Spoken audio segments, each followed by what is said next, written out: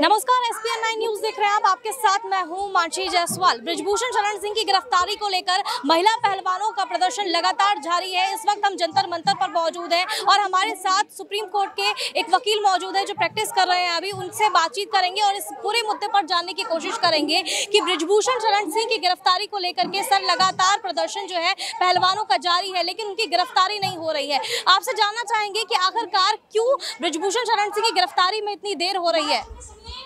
देखिए, ये पूरे देश को अब पता चल चुका है कि गिरफ्तारी में देरी क्यों हो रही है।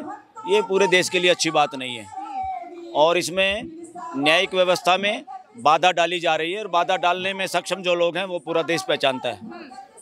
आपका छोटा सा इंट्रोडक्शन जानना चाहेंगे ताकि हमारे दर्शकों को पता चल जाए कि आपका नाम क्या है, आपका परिचय क्या है। हाँ, मैं बलराज सिंह मलिक एडवोकेट, मैं सुप्रीम कोर्ट में अधिवक्ता हूँ और सुप्रीम कोर्ट में प्रैक्टिस करता हूँ।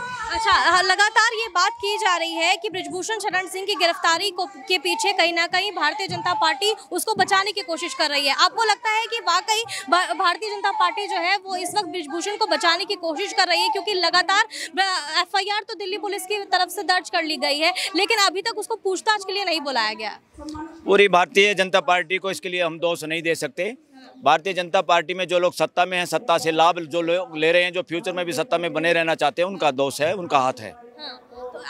एक वकील के तौर पर क्या कुछ इस वक्त जो प्रोसीजर है वो होना चाहिए, लेकिन दिल्ली पुलिस जो है वो नहीं कर रही है। आपको क्या लगता है कि क्या वाकई दिल्ली पुलिस का भी इस पूरे मामले पर हाथ है और केंद्र सरकार जो है कहीं ना कहीं उसके रणनीति के तहत दिल्ली पुलिस भी काम कर रही है? क्योंकि पहलवानों का लगातार ये आरोप था दिल्ली पुलिस पर कि उनके साथ किस तरीके से बदसलूकी की गई। हमने देखा कि बीती रात किस तरीके का पूरा हंगामा हुआ, उनके साथ शराब पी करके यहाँ पर दिल्ली पुलिस के जवान जो थे कुछ मौजूद थे और वहाँ पर महिला कांस्टेबल भी नहीं थी। तो ये आरोप पहलवानों की तरफ से लगाया गया है। इस आरोप को पूरा देश देख रहा था और ये आरोप पूरा देश मानता है। ये बिल्कुल सही आरोप है खिलाड़ियों का, बिल्कुल।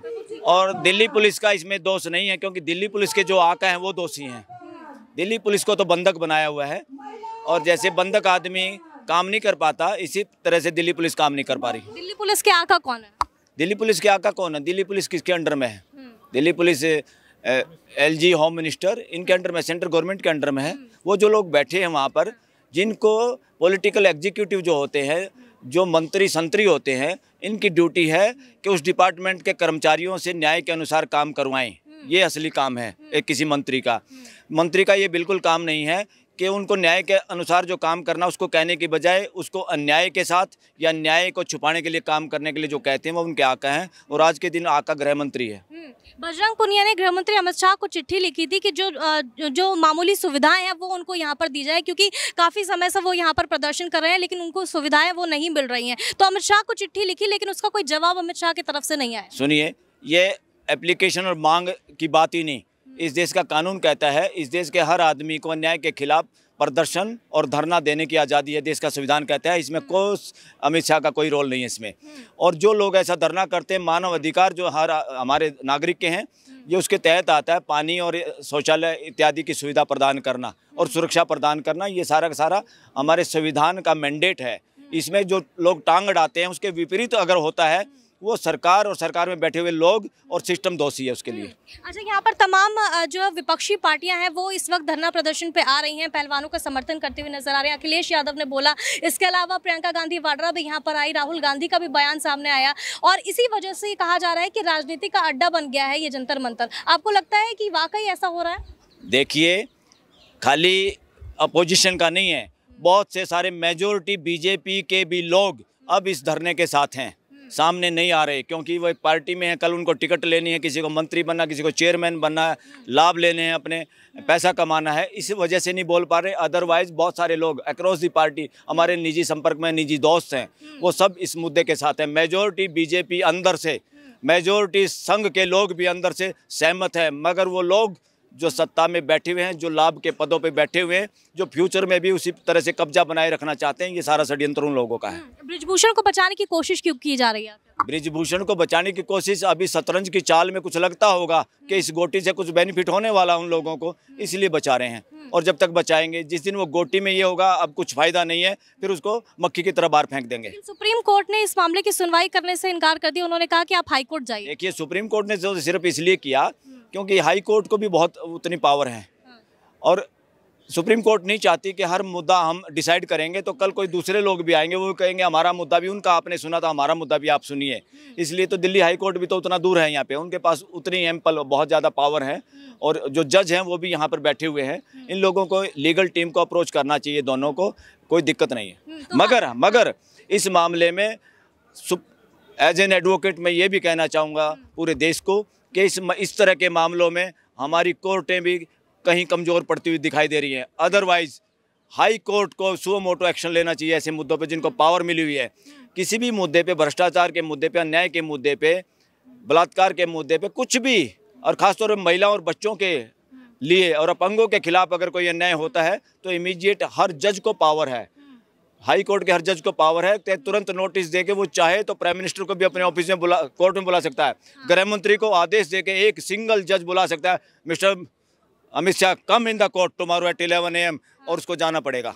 लेकिन आपको लगता है कि हमारी कोर्टें भी, इस देश का पूरा ये देश देख रहा है, न केवल पुलिस को, हमारी कोर्टों को भी कमजोर करने का षड्यंत्र चल रहा है देश में। देश जागरूक रहे, अदरवाइज तो इस देश में बहुत भयावह स्थिति हो सकती है। आप बड़ा बयान दे रहे हैं, लेकिन क्योंकि ये देशव्यापी मुद्दा बन चुका है तो सुप्रीम कोर्ट को खुद इस मामले का संज्ञान लेना चाहिए था और खुद इस सुप्रीम कोर्ट को ही इस मामले की सुनवाई करनी चाहिए थी, आपको लगता है? बेटा, हम बड़ा बयान नहीं देंगे तो कौन देगा? इस देश का एडवोकेट बड़ा बयान नहीं देगा तो कौन देगा? मेरे जैसा आदमी जिसकी इतनी उम्र है वो बयान नहीं देगा तो कौन बयान देगा? जिसके सारे बाल सफेद हो गए वो बयान नहीं देगा तो कौन बयान देगा? सुप्रीम कोर्ट को इस मामले के संज्ञान लेना चाहिए था, उनको सुनवाई करनी चाहिए थी। सुप्रीम कोर्ट ने जब बोल दिया भाई हाई कोर्ट है, तो हाई कोर्ट के सारे जजों को पता है कि सुप्रीम कोर्ट क्या चाहती है। आपके सामने कोई बात आए तो आपको एक्शन लेना चाहिए। मगर इस देश में अभी तो, मैं क्या कहूँ आगे की बात, अभी तो हमारे यहाँ जज अपॉइंटमेंट और बहुत सारी ऐसी चीज़ें हैं जिससे समाज, देश का बहुत बड़ा तबका महरूम है। समाज के बहुत बड़े तबकों को, बहुत बड़े वर्गों के लोगों को जज नहीं बनाया जा रहा, इसलिए वो उनकी पीड़ा को समझ ही नहीं पाते। ये बहुत बड़ा मुद्दा है देश में। कोर्ट भी आजकल केंद्र सरकार के अंडर काम कर रही है। कोर्ट अंडर में काम नहीं उसको करना चाहिए, संविधान कर रही है कि नहीं कर रही है? करती हुई दिखाई दे रही है, देश महसूस कर रहा है, देश महसूस कर रहा है। इसलिए मेरे बयान देने से, ना देने से कुछ नहीं होगा। अगर मैं कहूँ कर रही है या ना कर रही है, वो इंडिविजुअल हो जाएगा। ये देश महसूस कर रहा है और देश मेजोरिटी ये महसूस कर रहा है कि कहीं ना कहीं हमारी कोर्टें झुकती हुई, बैंड होती हुई नजर आती है, जैसे तूफान में पेड़ झुक जाते हैं। और सरकार हमेशा जजों को या कोर्टों को अपने कंट्रोल में करना चाहती है, अपने अनुरूप फैसले करवाना चाहती है। ये बदमाशी है सरकारों की। आखिरी सवाल, पहलवानों को इंसाफ मिल पाएगा कोर्ट से? कोर्ट से मिलो, इस देश की जनता जब खड़ी हो जाएगी फिर कोर्ट भी, सरकार भी और पुलिस भी सारे ऐसे हो जाएंगे जैसे बड़े न्यायकारी लोग हैं। ये सारा जनता पे डिपेंड करता है, इस देश पे डिपेंड करता है।